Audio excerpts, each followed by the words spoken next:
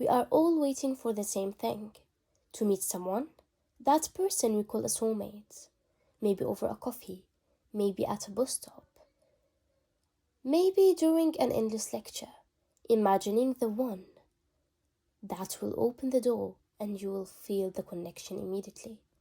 Or maybe late at night, lying in bed, scrolling through TikTok or Instagram, watching perfect lives, perfect faces, and wondering how everyone else seems to have it figured out. Hoping someone might notice you, sometimes imagining whole scenarios with people you never ever met.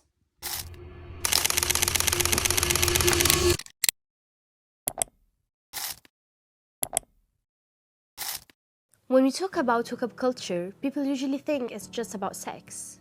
But journalists describe it as something much bigger, a whole dating culture where casual connections are normal and emotional commitment isn't really expected.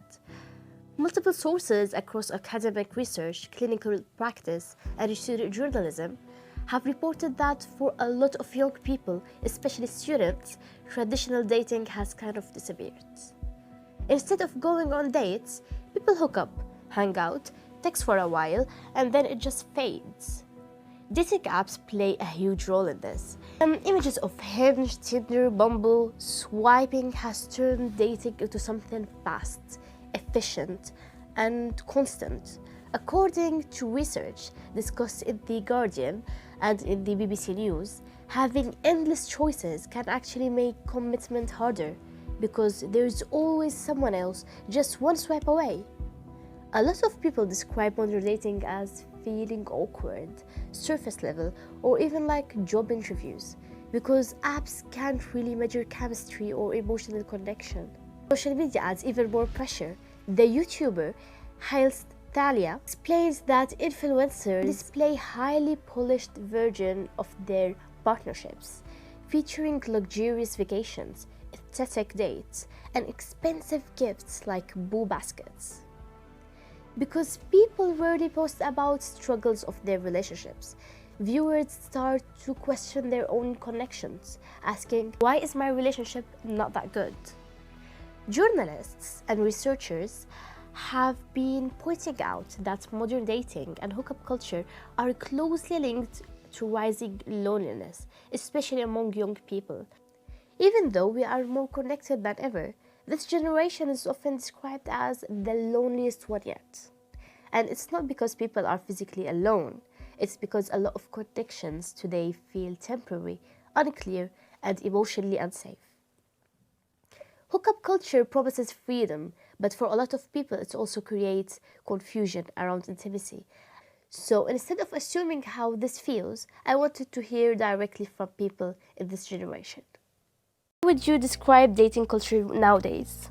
So complicated because we got a lot of people are just single and like not anyone like because like in the olden days we flipping out like contract managers for family people to get married and like it's just changed so much now. Yeah. Especially with like men and women because we all have like type of like what we want out of people and partners in some ways. Like people like I've heard several people with like especially women. I don't know women. It's always like we want this, we want that, we want this. We want flowers every single day. Go out to restaurants, do this. Just like, I'm just like fair enough. Like with my type, because I'm possibly homosexual.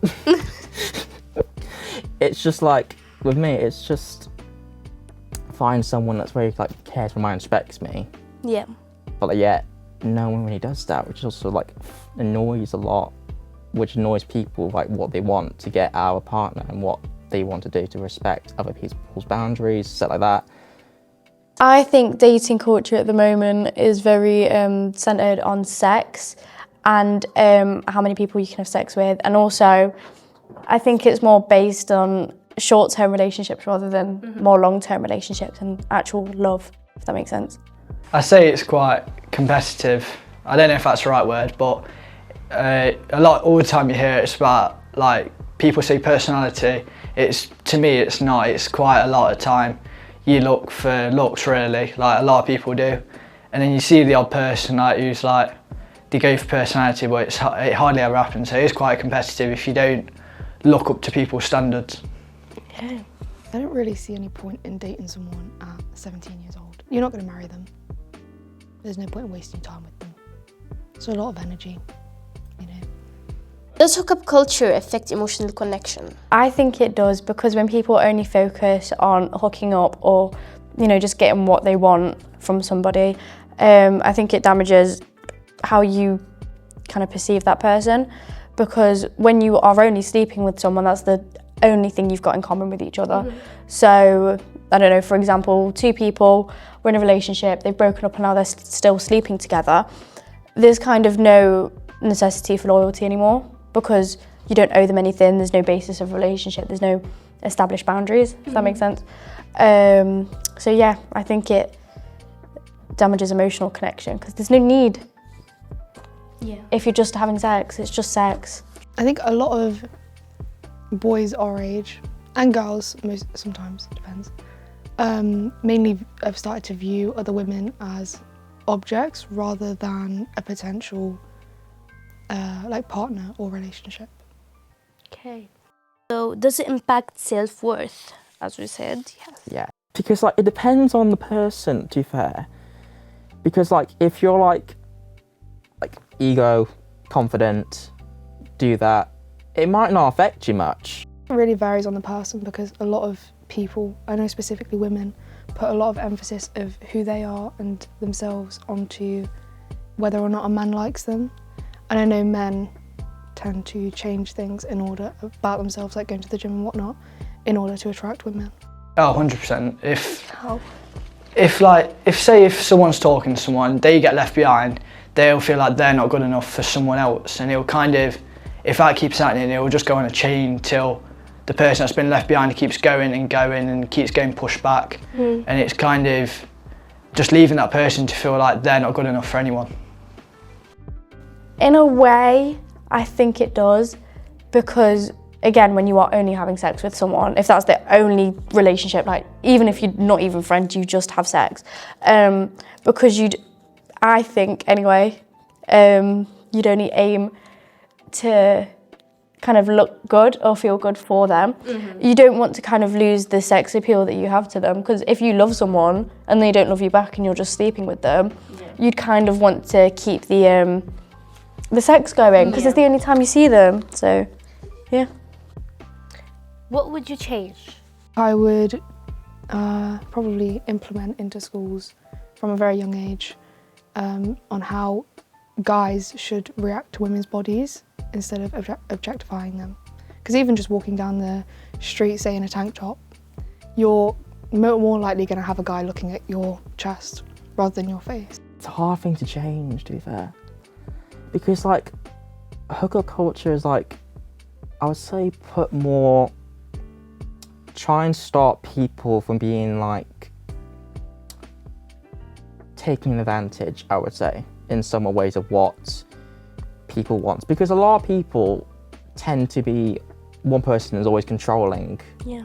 There's always something controlling about it, which annoys a lot of people, and it makes it affects a lot of mental health. Because like, from my personal experience as well, I've been like that, because only a guy would be like, taking a snap or whatever, saying like, can we meet and do this? Yeah. But when I ask this or try and talk to him, it's like, no. It's on their terms, but not on the other person's terms. So I feel like it should be equal for everyone, especially in hookup culture, and especially for that. I agree. Just a lot of hard times, because you hear like people meet like at clubs and everything and stuff like that, and to me, I just don't feel like that's like a meaningful place to meet people, because it's kind of, you're meeting someone they're drunk or something, not who they actually are. So I think it's the way people meet, but that is quite a tough question to ask. I don't know, because I think everyone's entitled to, having sex with who they want to be. You don't have to get married, you don't have to be in a relationship, you can literally just be having sex with people. But I think I would change the normalcy of it, because it's almost expected, like, oh, it's normal sort of classroom and work talk, like, oh, have you slept with anyone, are you a virgin, and do you have sex, do you masturbate? Why do we care? When we talk about intimacy in modern dating, researchers describe it as something emotional closeness and vulnerability. not just physical contact. Psychologists argue that intimacy is about being seen authentically and creating emotional meaning with another person. But within hookup culture, that kind of intimacy is misunderstood. Sociologist Lisa Wade explains that hookup culture follows what she calls rules of detachment. These rules encourage people to stay casual, avoid tenderness, and distance themselves emotionally to prevent catch feelings. This means that vulnerability, which is essential for intimacy, is often treated as risk instead of strength. Dating coach Matthew Hussey describes intimacy as letting someone into your thoughts, fears, and the battles you're fighting internally. He argues that real intimacy requires a partner who is emotionally mature enough to accept someone who isn't strong all the time. Psychologists have also suggested that many young people are facing a crisis of trust. Psychologist Erica Komisar links this to a lack of emotional stability and constant presence, both in families and in relationships. Trust, according to psychologists, isn't built through attention or chemistry alone. It's built through constancy and emotional investment. And when constancy is missing, intimacy can start to feel unsafe, unclear, or temporary. So while hookup culture may offer freedom, it can also make emotional closeness feel risky or difficult to ask for. And over time, that emotional distance can turn into loneliness, even when people aren't physically alone. Pointless. It is competitive. Complicated, I can't lie. Greedy. After everything I have explored, culture, the interviews, and the confusion around intimacy, I don't think this generation is careless. I think we are more aware. Young people are talking more openly than ever about boundaries, consent, emotional harm, and what doesn't feel right. These are conversations that previous generations often didn't have the language for, especially for women. There's more courage now to speak out, to share experiences, and to support others who do the same. That doesn't mean hookup culture isn't still complicated. Intimacy is still confusing, and loneliness doesn't disappear overnight. But awareness changes how people move forward, because when we can name what we are feeling, we are less likely to accept connection that feel unsafe, unclear, or emotionally empty. Maybe the hope isn't in having all the answers. Maybe it's in being brave enough to ask better questions.